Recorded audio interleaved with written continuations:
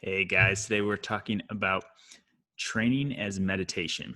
And this is something that I kind of sort of stumbled upon and something that I want to share with you guys because you've probably heard of the benefits of meditation before. And if you're anything like me, though, meditation has been a really hard practice to get into or give full effort to. However, I think it's possible to get some of the benefits associated with meditation through your training. And let's dive into what I mean by that today and how to use your time training as meditation. If you've ever struggled with finding calm in your day, if you felt scatterbrained, or if you're looking to just improve yourself mentally, then today's show is for you. And if you're the type looking to gain a mental or a physical edge in your life, you might have stumbled across the importance of meditation at some time or another. The benefits are all over the place. You hear people talking about it. I might use meditation and mindfulness sort of interchangeably today for the sake of simplicity. But the problem with meditation for myself and for a lot of people that I work with is that from my own experience and working with coaching clients, I found this to be much harder to implement in reality. The benefits are there. It sounds great. It seems simple, but it takes a lot of time. It takes discipline and it takes regular, purposeful practice to improve on. And while I totally think it's possible to do, many people I talk to just aren't willing to commit the time to working on this, and myself included into that conversation. But some of the benefits that are frequently listed for meditation include some of the following: gaining a new perspective on stressful situations, building skills to manage your stress, increasing self awareness, focusing on the present, reducing negative emotions, increasing imagination and creativity, and increasing patience and tolerance, among many other ones. And these are all great things. And if you haven't tried some form of meditation, I would highly recommend it. And while I haven't personally found success in meditation as you might be picturing it, I do know from talking with other clients who have implemented it that it's a practice that can really be life changing if you can stick to it and if you can do it. So I don't want to rule out meditation by any means in terms of being still and following a guided practice, but I do want to offer an alternative for the other people out there like myself that tend to struggle with this mindfulness practice. And I get it because meditation is hard. It seems simple, but it's not. It's hard to find the time. It's hard to find the focus. It's hard to know if you're getting much better at it, but that doesn't mean you should write it off altogether. And I want to talk about my experience trying to use my training as meditation. And while this might not have all the same carryover, I don't have any research to back this. I don't have any studies saying that this provides the same benefits as meditation does, meditation being very well studied. But I do want to talk about some of the personal benefits I've had. And when talking about this with other clients, the benefits they've been able to see from taking this kind of approach. And I found myself, when I can consistently work on this, to be more present, to be letting go of what's behind and what's ahead, of not just getting through the workout just to get through it, of actually finding myself present, being in it, of embracing uncomfortable and comfortable feelings within training and being aware of those things. And then also finding myself not judging the training session as good or bad when I take more of this, what I consider a meditative type approach to my training. And one thing to clear up is a meditative approach to your training does not mean that you're not going hard, does not mean that you're not pushing it. This can be done in the hardest of metcons or running workouts in a CrossFit gym, or if you are running in heavy strength days. This just means being present and being in the moment with it. And in terms of my use of it, and it has really worked wonders and had carryover to other areas too. So this has made my training better, and this has also made other areas of my life more peaceful, less reactive to stressors and to those types of things. So if you're if you're like me and you're not willing to quite commit to diving into a formal meditation practice, or maybe you tried something somewhat unsuccessfully, I want to talk about how to take something you're already doing, and hopefully you're already doing your training, and then using that as meditation instead of a more formal practice.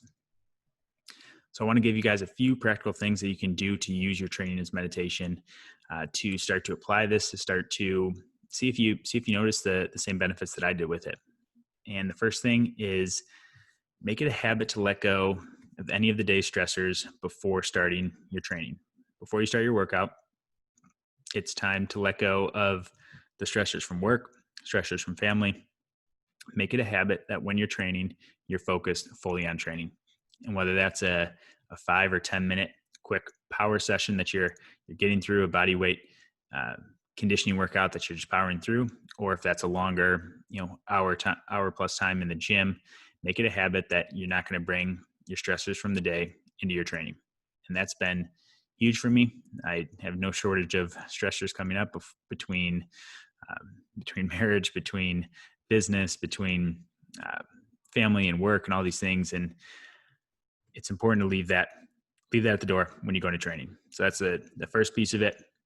Don't carry those things in. And the second piece that goes right along with that is let go of any of the upcoming stressors that haven't even actually happened yet. They're not going anywhere. You don't have to worry about it. It's something that focus on your time training and get rid of the stressors before and the stressors that you might be expecting and might not even actually come to fruition, but really dive into that training time and be present while you're doing it. That will work wonders for your stress. It's at least you're guaranteeing yourself a half hour or however long you're training for out of the day to not be dealing with the stressors that fly at us from every which direction. Another practical tip, and I've talked about this briefly in other episodes as well, but don't listen to music every time you work out. It's okay to do it every once in a while. It's okay to listen, throw a podcast in like the Men Made for More podcast or something similar. It's okay to listen to music, but try playing around with not having that. See where your thoughts go. Be more aware of it. That's the whole premise of meditation, at least as I understand it, is it's awareness. It's bringing awareness to your thoughts. It's not judging your thoughts, but it's letting them come in and letting them go out. And try that when you're working out. Try not having the music on, try not having a podcast you're listening to, and just be aware of what you're thinking of. You don't even have to try and change your thoughts, but try and see where your focus is going. And that can tell you a lot of what either you can be working on, what you can be thinking of, how you can change those thoughts. If they're negative thoughts coming in, how to flip those in a positive lens. Those are all things that you won't be aware of if you're distracting yourself with music or something similar. Kind of going along with that, don't have your phone on you when you're training. I always struggle with this because the clients I program for, it is done through an app. So it is delivered directly to an app that they usually have to have their phone for. But even in those cases, I tell people not to be checking your phone. You can have the app open. You can see what the training things are.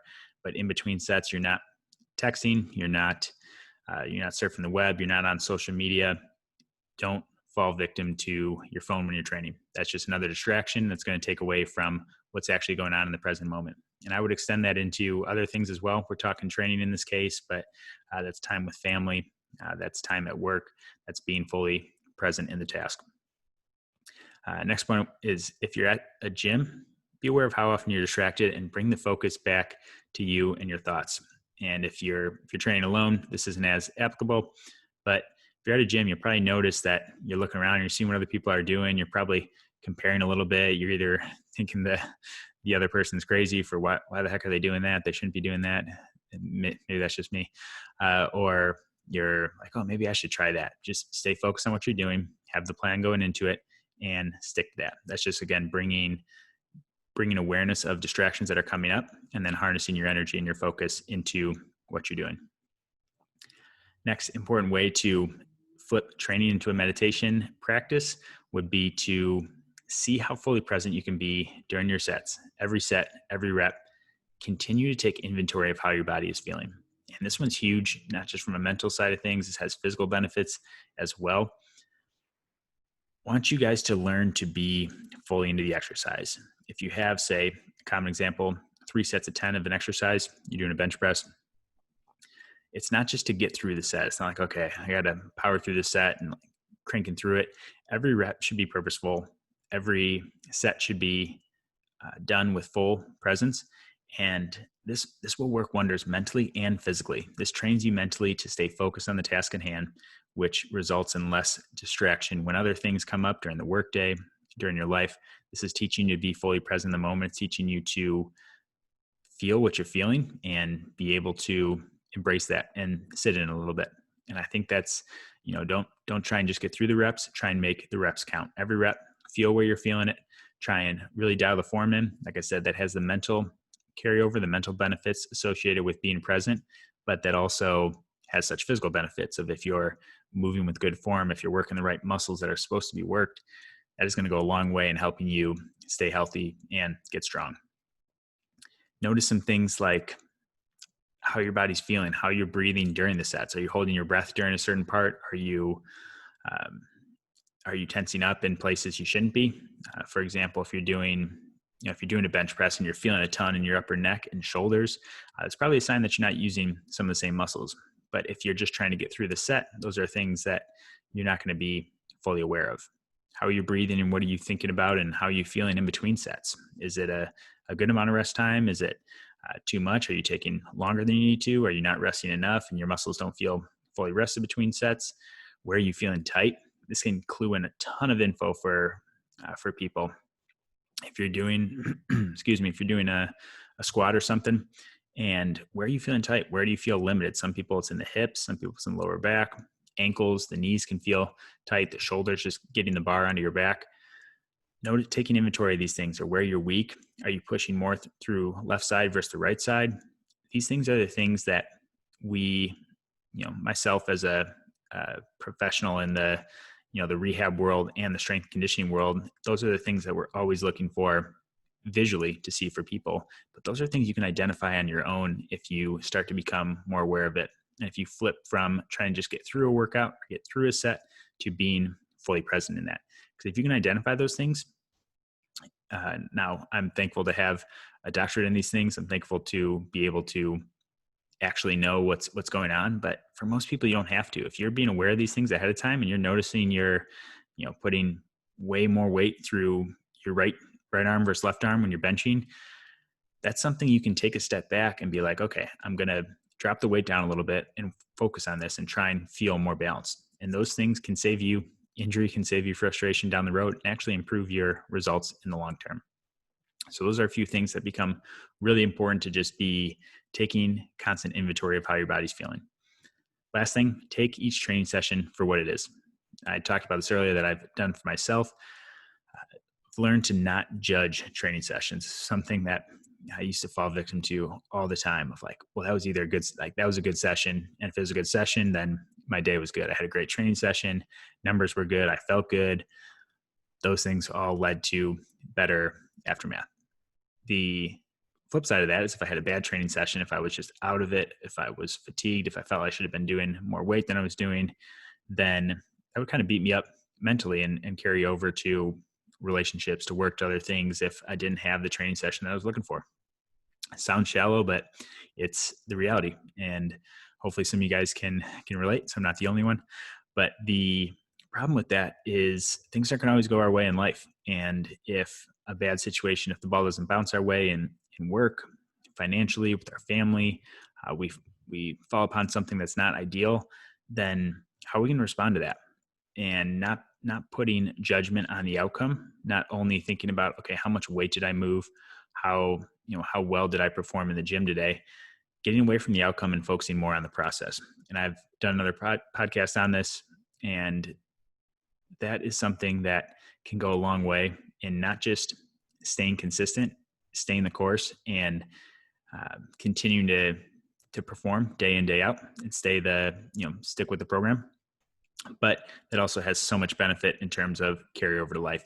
So those are a few of the big things to think about in terms of some practical. Okay, how do I use training as my meditation if the meditation part is something that I haven't tried before or I haven't had success with? Those are some practical ways to start to apply to get the meditation benefits through something you're already doing. And this can be training, this can be other areas of your life, but the main thing I want to show you is that no matter what you're doing, you can turn that task into a meditative type task without having to sit on the ground cross-legged like you might picture it and simply just breathing for 20 minutes and trying to figure out what the heck you're doing. So I wanted to leave you guys with some of those practical tips because I think the benefits of meditation do speak for themselves. And I know for some guys, for a lot of guys, it can be hard, a really hard practice to get into. But if you're not willing to commit to formal meditation, it's still important to find other ways to work on your mindfulness and your ability to stay present. And if you don't, you'll have a hard time managing stress and what life throws your way. And that has all sorts of other negative effects as it relates to both your body and your mind. So instead, start taking something you're already doing, such as your training, and applying some of the same principles that meditation can teach you.